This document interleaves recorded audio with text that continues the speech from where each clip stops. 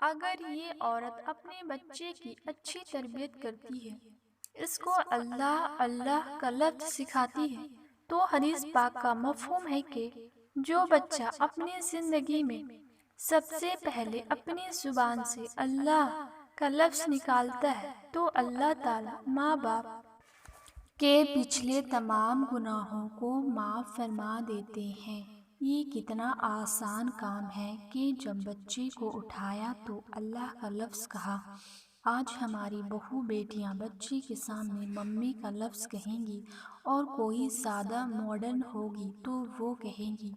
Twinkle twinkle little star. اس مسئلہ کا پتہ نہیں کہ اگر ہم اس بچے کے سامنے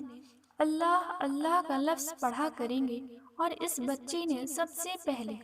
اپنی زبان سے اللہ کا لفظ بولا تو اللہ تعالی ہمارے پچھلے تمام گناہوں کو معاف فرما دیں گے۔